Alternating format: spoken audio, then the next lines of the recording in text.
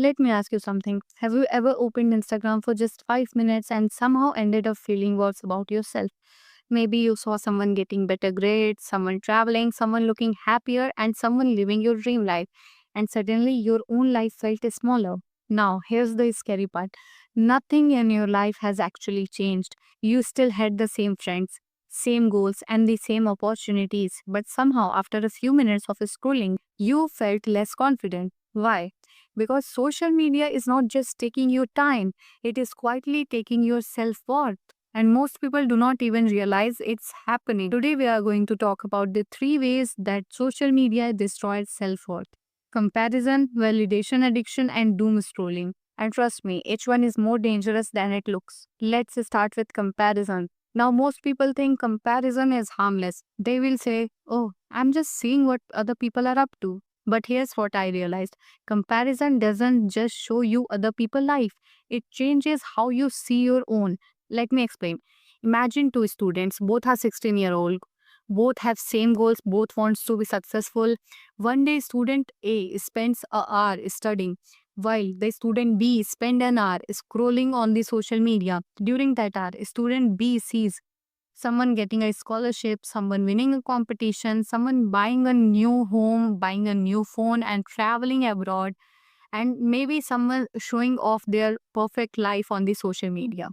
By the end of the year, student B starts feeling behind. But behind who? People they don't even know. And that's exactly how comparison works. And the truth is, social media gives you access to thousands of people's highlight reel. But you are comparing those highlight reels to your everyday life. And of course, you will feel behind. And here's something that I learned very hard way. Whenever I compared myself with others, I felt a little dissatisfied with my own progress. But then one day I realized that I am comparing my day 2 to someone's day 20.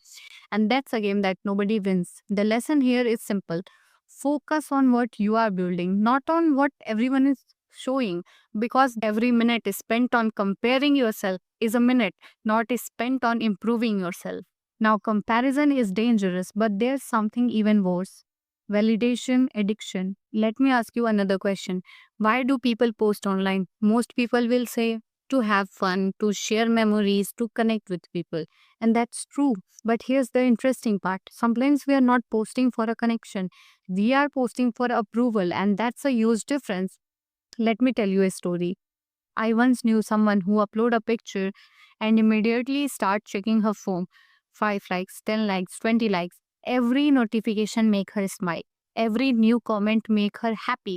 But whenever a post didn't perform well, her mood completely changed. And that's when I realized something. She was not addicted to social media. She was addicted to validation. And the truth is, many people don't want likes.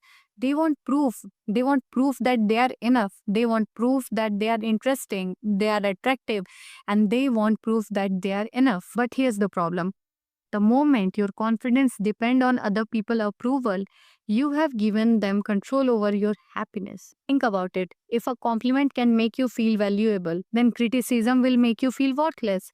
And that's a dangerous way to live in. I have seen people become perfectionist because of validation. I have seen people become people pleaser because of validation. And I have seen people constantly chase achievements because of validation, because they are hoping that the next compliment, the next round of applause will finally make them feel good enough. But it never lasts. And that's because self worth cannot be built on other people's opinion, it has to come from within. That's why before asking, what do other people think? Ask yourself, what do I think?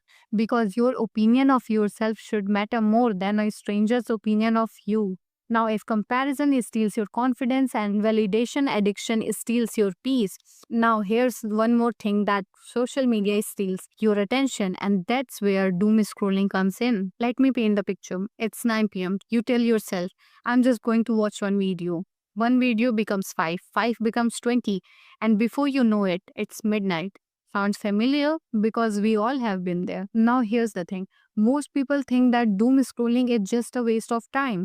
But the truth is, it's much more worse than that. Doom scrolling fills your mind with information but leaves you feeling empty. Let me explain. When you are sad or stressed, your brain looks for distractions, and social media gives you endless direction. One video, another post, and another reel. And for a moment, it feels good. But the thing that would actually improve your life, like studying, reading, exercising, learning a skill, and working on your goals, gets pushed aside. The more you avoid these things, the worse you feel.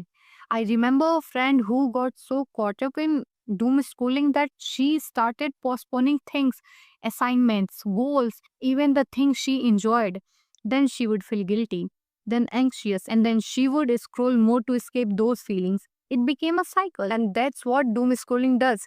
It doesn't solve your problems, it helps you to avoid them. And the problems that are avoided usually became the bigger. And that's why limiting your screen time is not always about productivity, it's also about protecting your mental health. But here's what I think is the biggest problem of all. Social media makes you focus on everyone else's life, their success, their relationships, and their achievements and their opinions. Meanwhile, your own life is happening in the background. Think about that.